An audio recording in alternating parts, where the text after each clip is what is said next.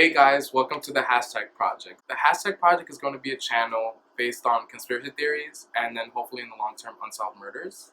And I chose those two things because I'm not a serial killer, but I do find them very entertaining and I do want to talk about it on a bigger platform. And hopefully like this project can be good for me because I do want to find something that takes me out of the loop of like the cycle of work, gym, home, and I want to focus my energies onto something positive and creative. I'm very excited about this channel. I'm very excited to sit down and like talk about the conspiracy theories that I have in mind and the unsolved murders that I've learned about in the past that I really want to talk about as well because some of them are creepy as fuck and they interest the fuck out of me. So I do want to like touch on those things. The Hashtag Project, I actually have been sitting on the name for a while and I actually made a logo a long time ago, and that was mostly for an entertainment channel, which I don't know why I chose to do that because I know nothing. I'm never in the loop of like entertainment. But I didn't even follow through with it anyways. It actually was a lost cause, and the logo that I had made was actually really nice, and it was made by somebody, like a close friend of mine, but I never actually used it, and I tossed that idea when I was making this channel because I did want something fresh and new and modern, and I wanted something to reflect more of like what I want to talk about versus like what I want to talk about back then. That's why I made a new logo, which I've shown on social media, as well as my intro, which I'm very excited about using, and I like it how it came out. I like it how it came out a lot. I didn't actually do it myself. I got those done through outside parties, but they did a really good job and they captured exactly what I wanted the things to look like. So I'm very happy about it and I hope you guys like it too. So the topic I wanted to touch on today is going to be Area 51, and I chose Area 51 because it's been such a hot topic on social media lately. On Twitter, on Instagram, on Facebook, I've seen memes, and it's funny, it's hilarious. Like some of them are pretty good. But I want to touch on that topic, just talk about the origins of Area 51 and why people associate it with aliens and the conspiracy theories tied to it. Area 51, from my knowledge, was made in 1954, and it was made by President Eisenhower. President Eisenhower wanted to make a top secret location so that they can do testing for new aircrafts and programs like that. And so he didn't want an area that will be clearly visible to like spies or any other countries to like look into. So he made this secret area in Nevada, near a lake. It was very deserted, and so they set up shop there. And the reason why people started to think that this was associated with airplanes was because shortly after this was made, people started to see unidentified flying objects in the sky. And they say that it's the U-2 aircraft that they were making that can fly up to like 60,000 feet in the air. But people weren't like convinced. They said that the objects looked like something they've never seen before. They were like circular, usually like what modern day like alien aircrafts look like in movies that we've seen on TV. Area 51 actually served in World War II as a gun range, so it's been used before by the military in the past, and so I guess that's why he decided to like make the base there for all their testing and stuff like that. Basically, once the sighting started to happen, people started to tie it into as extraterrestrial like life coming into contact with the government. And the only reason why it's been so entertaining over the years is because we really don't know what they're doing in there. We've gotten like a brief explanation, but it's really top secret, and I guess that's why they haven't expressed so many details about it, so we don't know what's going on. But it does incite a lot of conspiracy theories, and that's the ones that I'm going to talk about now with you guys. Many theorists believe that the alien spacecraft materials are being housed here, and so the government is trying to reverse engineer it so they can use it for themselves.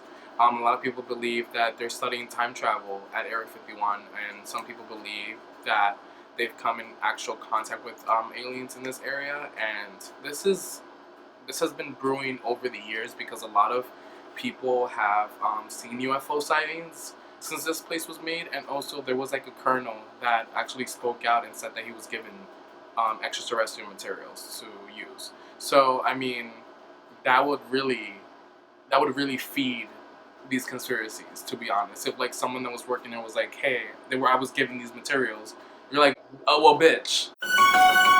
So the first theory that I want to talk about is the Roswell incident. Is there something out there? That's a question people have been asking now for 70 years. Back in 1947 came the very first report of the crash landing of a flying saucer. That a flying disc has been found and is now in the possession of the Army. And the reason that I want to talk about the Roswell incident is because it's the most persuasive evidence that we have towards the existence of aliens and UFOs. Later on in 1947 in July, a rancher was actually going on his way to Corona, New Mexico when he noticed like these weird looking pieces scattered around. It looked like something had crashed there. So he informed the sheriff, and the sheriff thought that it had to do something with the military. So he informed an Army Air Force officer about it. While the Army Air Force officer examined all the debris and was trying to figure out what it was, a lot of newspapers started to write about these fabrications and lies about flying saucers being seen and the flying saucer had crashed there and like making these stories. So it started to gain some public interest, and a lot of people were interested in finding out if this was really aliens, if they had actually visited Earth. And to be honest, if I was in those times, I would have been like, what is going on? You're not speaking. Basically, what ended up happening was that the Army Air Force officer said that it was a weather balloon or something that had crashed. And so the pieces weren't actually a flying saucer, it was a weather balloon. Which seems a little weird because a lot of people were like, we've never seen like these kind of parts on a weather balloon. So like, what are you talking about? But anyway, they decided to go with the story that it was a weather balloon. And eventually, more and more newspapers started to pick up these stories and started to question it. And the government had to, various times, had to tell them that it's not a flying saucer, it's not aliens, it's just a regular weather balloon that crashed.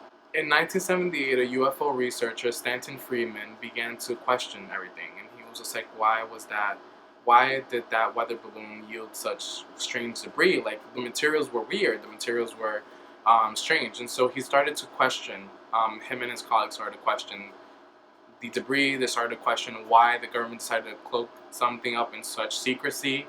And they also started to question even the guy that came to examine the debris in the first place, the Army-based officer.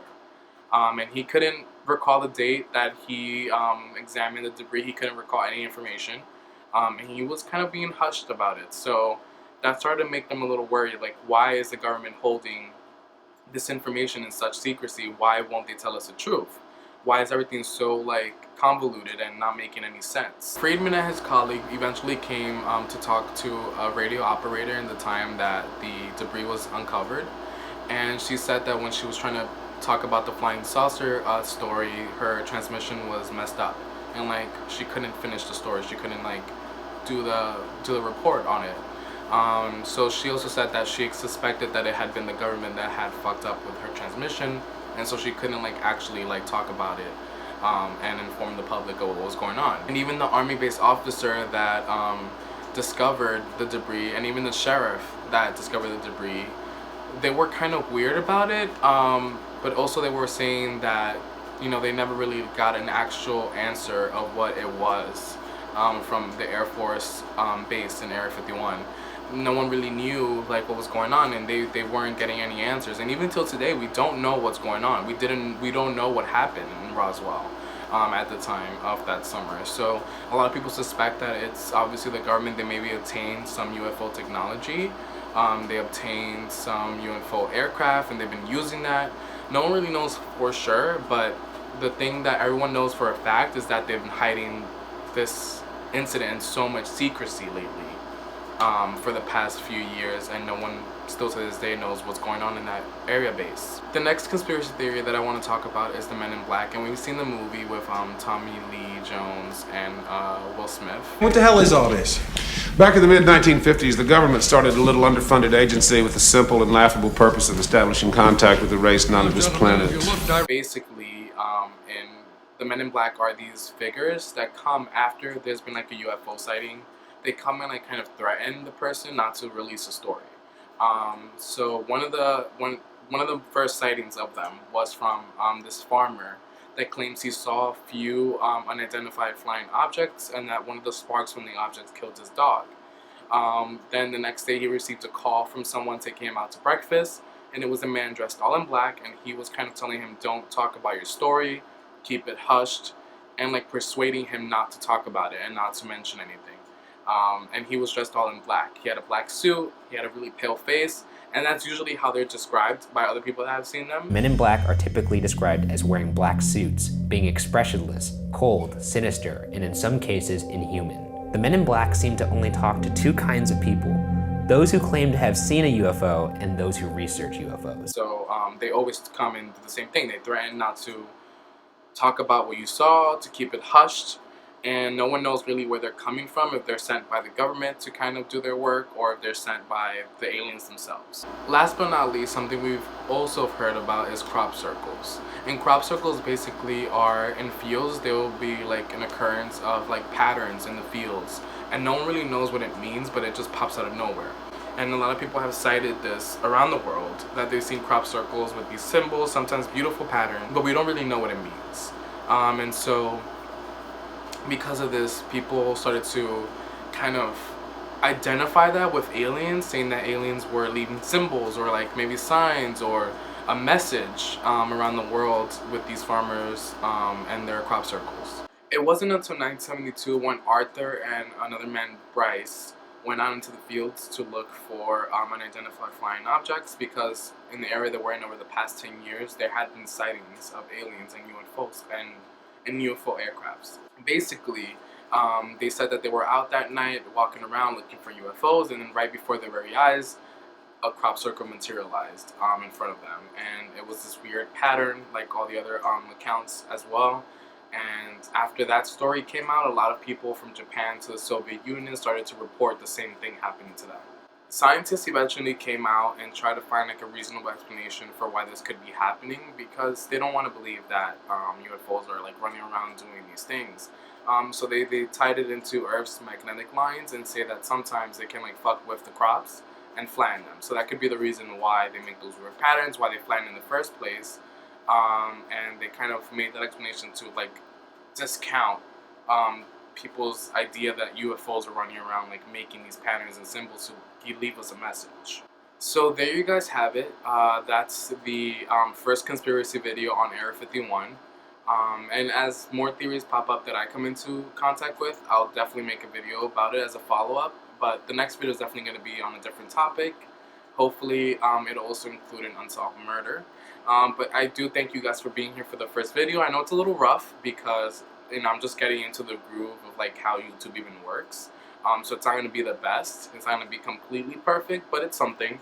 And I definitely enjoyed myself today talking to you guys about these conspiracy theories of Area 51. As you know, please subscribe. And I'm going to be those annoying people that tell you that. Please subscribe down below and like the video if you liked it, and leave any comments and leave any suggestions in the next video. So with that being said, thank you guys for watching, and I'll see you next time.